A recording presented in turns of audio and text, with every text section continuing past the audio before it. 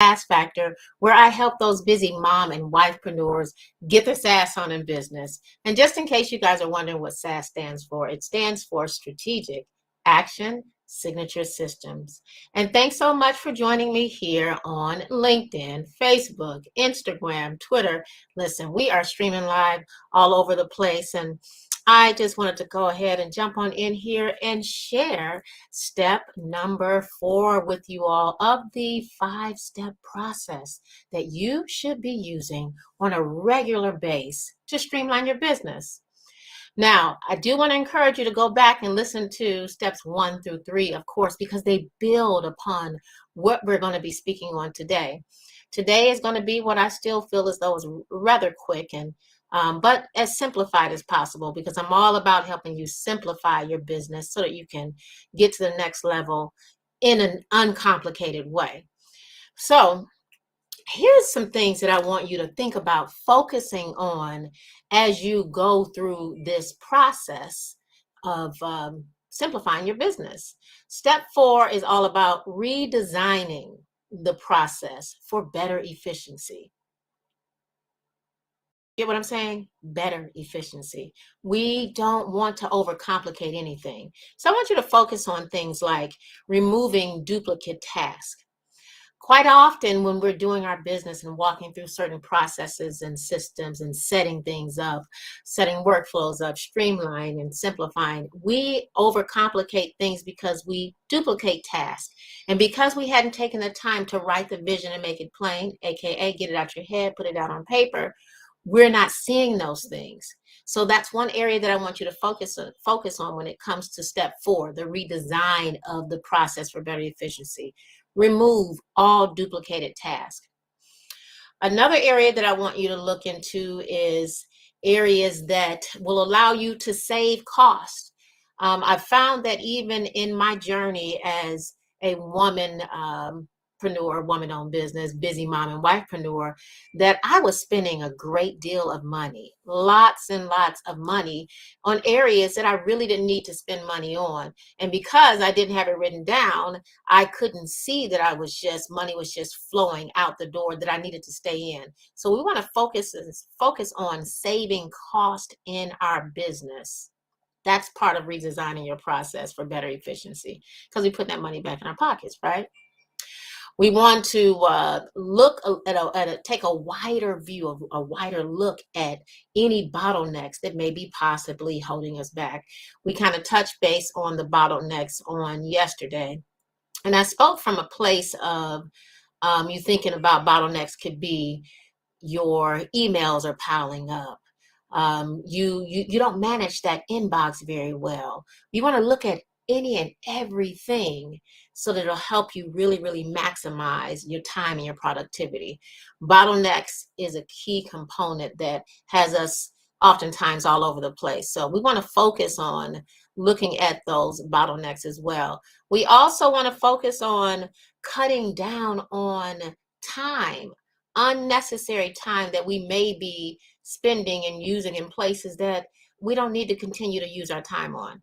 Like for me, I have a junior admin, and that junior admin, she works specifically on my social media, whether it's LinkedIn, Facebook, wherever it is. She does all of that for me. She also helps me stay focused and grounded inside of my project management system, which is Asana, which is my choice. Some people may decide to use Trello, Asana, ClickUp, but you want to do anything that you can do to help you cut down on time.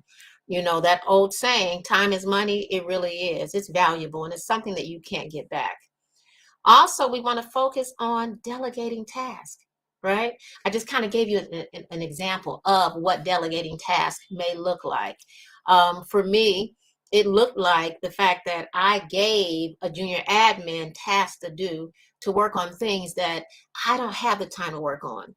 Some people may call it give that stuff to someone else while you work and focus on your zone of genius or your zone of optimization.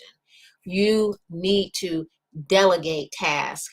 That means you need to look at things that you may need to pause, scrap, give to someone else, aka outsource. Delegating tasks is going to be a big one for you.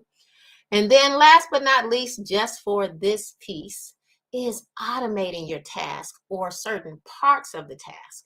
Okay, that's very important. Now, again, if you see me looking over here both spots, is because I'm live just about on all of the platforms that I stream on. And I just want to make sure that I'm giving the attention to everyone on both angles. But again, the areas that I need you to focus on when it comes to redesigning the process for better efficiency, which again, of course, is step 4 to our awesome process here of the 5 steps that I've been sharing, and this is step 4. We want you to remove duplicated tasks, widen the bottlenecks, look at them, peel back the onion layer on them, okay? We need you to be saving costs. Look at what you can be cutting back on things that you no longer need. You need to cut down on time, how much time is taking you to do certain things. Hey, Sabbatical Lake. Hey there, the pursuit to happy. And we want you to also look at ways that you can delegate tasks and automate your task, or at least parts of your task. For some of us, that task may be your to-do list type stuff, whatever you want to name it. Listen, you need to get some systems and processes in place that will allow you to be more efficient so you can move effectively, more efficiently in your business. Now, I do want to share some things with you about all these different things that I've been sharing with you the last couple of days. Anytime you make changes, there's going to be a testing phase. We're going to be talking about that tomorrow when we discuss step 5, which will be dealing with the testing phase of us doing what we're doing when it comes to our processes and systems. But what you need to realize in that, when you set up or you redesign your processes, sometimes you will find that you may have created a bigger problem. But here's the thing, you won't know this until you put it out there and you try it to see. This is why we revisit this more than just set it and it's done. Okay, so if you find that you have redesigned something and it's just not working, it's your system. It's okay to change it, revamp it, put it back where it was, or go back and peel back the onion layer more so you can see what things may be causing you to have more issues than what you really, intended for it to be. And this is why I love the flow chart method, where you can look at things, you can create a diagram and you can see what's working. You can look at your new processes so that you can see if they're really effective for you, and not just for you, for your team players, the people that are working with you. Because like I mentioned, this is a new process that you're going through. And as you lay it out, you'll also be able to see it clear when you lay it out in more of the flowchart mode. Some of you guys may still want to use Excel, whatever your favorite way of outlining things. I just need you to understand that it's so important when you are growing your business in a most effective way and streamlining and scaling the business. You've got to consider looking at the 5-step process that I've been sharing with you. And I said on a regular base for a reason, because again, you cannot get into the mindset that you would just throw stuff out there, set it, and then it'll just be okay. Life changes, things happen, and we need to be looking at our business processes and systems on a regular basis. All right.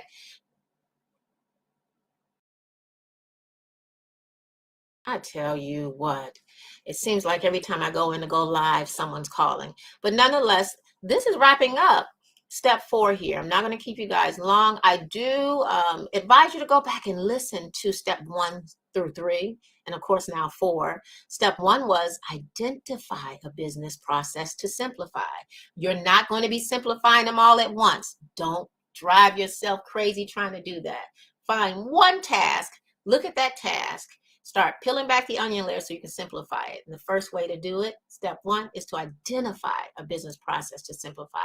Step 2, you're going to map out the process, right? So you're going to create a visual workflow, a flow chart, so you can kind of see what's going on and you can kind of get some method to the madness.